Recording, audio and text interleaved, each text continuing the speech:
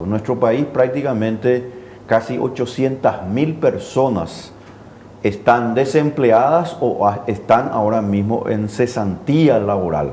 De manera que si hay un tema que realmente se merece nuestro detenimiento es si el salario mínimo al final y al cabo lo que provoca es más oportunidades o menos oportunidades. Y ahí vamos a compartir un poco con la audiencia una imagen que me gustaría un poco que ustedes puedan mirar y seguirme con la explicación. Y ustedes van a notar allí un mercado de trabajo con salario mínimo. Y como ustedes saben, todo mercado de trabajo está conformado, por supuesto, por la oferta y la demanda. La curva o la línea de demanda de trabajo, como se nota allí, proviene desde arriba hacia abajo. Y se refiere a las personas que están dispuestas a contratar, es decir, serían los empresarios, los empleadores. Y por el lado de la oferta de trabajo, la que va, digamos, desde abajo hacia arriba, es la que representa la cantidad de personas que desean ser contratadas. ¿Qué ocurre con el salario mínimo? Cuando nosotros elevamos el salario mínimo, ocurre lo que están ustedes viendo allí en el gráfico, lo que se denomina un excedente, es decir, un desempleo. ¿Y por qué motivo? Y esto es lo que la ciencia económica ha estudiado ya y de manera muy abundantemente en todo tiempo, especialmente a través de los economistas clásicos y hasta hoy en día.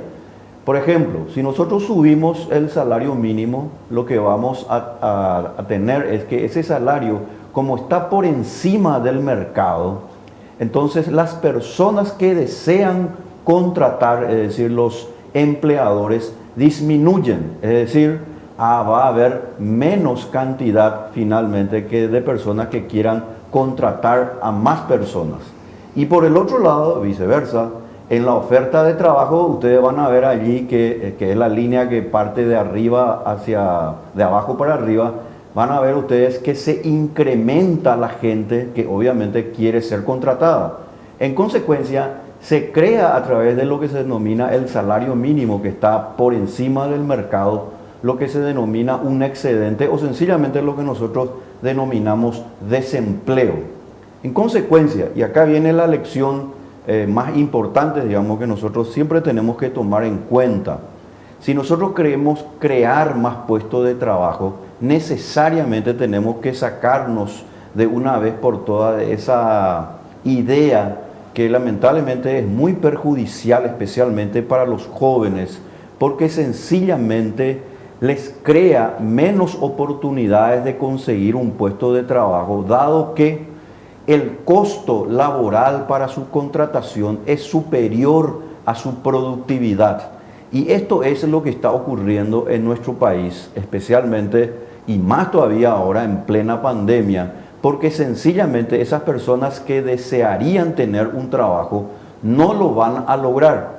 Y el no lograr un trabajo, obviamente porque el Estado les está impidiendo a través de una legislación laboral que es anacrónica, está desfasada. En el Paraguay, el Código Laboral que fue aprobado en el año 1991 realmente tiene todas las características de ser un elemento coercitivo que al final, y lamentablemente como está basada en la idea de que debe haber una suerte de lucha entre el trabajador y el empleador, lo único que hace es perjudicarle en realidad a los mismos trabajadores.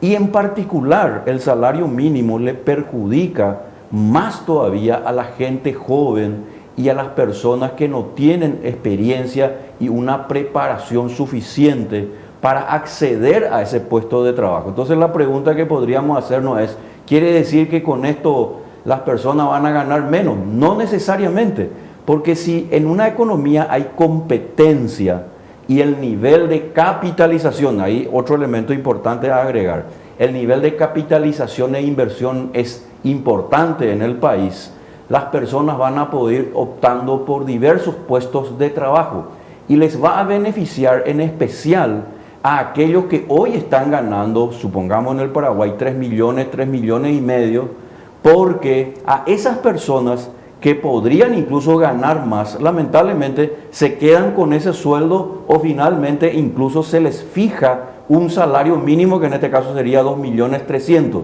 Es decir, les perjudica a las personas que están por debajo del salario mínimo, que pueden ganar, bien podrían estar ganando, supongamos 1.900.000, 2 millones de guaraníes, que es y debe ser el piso, no es el techo como lamentablemente también se utiliza aquí en Paraguay.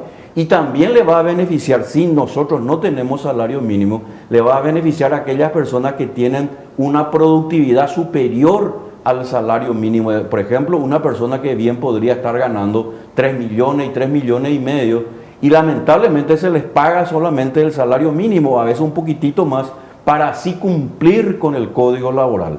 El Código Laboral, en consecuencia, en el Paraguay es muy nefasto y le perjudica a la gente. ¿Saben por qué también? Porque no permite los acuerdos voluntarios.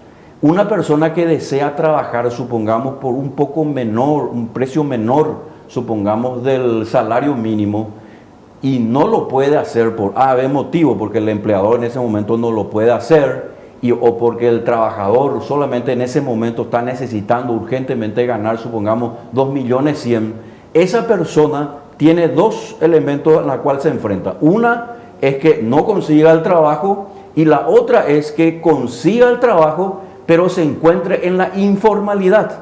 Y al estar en la informalidad, ahí sí se da una tragedia, que es lo que ocurre en nuestro país. Nuestros jóvenes están en la informalidad, no acceden al puesto de trabajo, están en la informalidad, también implica que no tienen inclusión financiera y obviamente no tienen seguridad social. Y esa es la situación concreta por el cual el salario mínimo, en lugar finalmente de beneficiarle a la gente, le perjudica de una manera notable, y en particular en un momento como estamos en el Paraguay, donde nosotros necesitamos que nuestros jóvenes y las personas de menor preparación, obviamente, puedan acceder a un puesto laboral. Yo sé, Víctor, que de pronto escuchar esto o este planteamiento puede despertar una pregunta. ¿Será así? ¿No será que me estás engañando? Pero basta con que esto que nos está explicando Víctor apliquemos a lo que vemos nosotros cuando hay un aumento del sueldo mínimo. Muchas veces los gremios de los trabajadores piden, hay que aumentar el sueldo mínimo y no sé qué, ¿verdad? Y a través de presiones quizás incluso lo logren. ¿Y qué pasa? ¿Cuántas personas ganan el sueldo mínimo en nuestro país? Ni 30% de la población económicamente activa.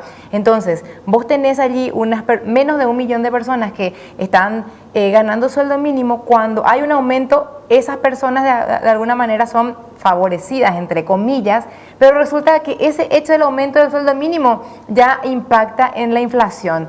¿Y qué pasa? Suben los precios de la canasta básica y eso les afecta a las personas que ganan por encima del mínimo, también les afecta a las personas que ganan por debajo del mínimo, sobre todo a esas personas que ganan por debajo del mínimo, porque la informalidad es una variable que no estaba en el gráfico, pero que es parte de nuestra realidad, es de nuestro mercado. Imagínate, Gladys, que de cada 10 trabajadores en el Paraguay, solamente 2 acceden al mercado laboral formal, porque obviamente por diversos motivos pueden hacerlo, debido a que las demás personas, por motivos que hacen precisamente a su productividad y a su capacidad, lamentablemente se encuentran en una informalidad que les perjudica a ellos y a sus familias, porque el salario, y esto es muy importante entender, no es porque uno quiera estar contra el trabajador, sino que al contrario,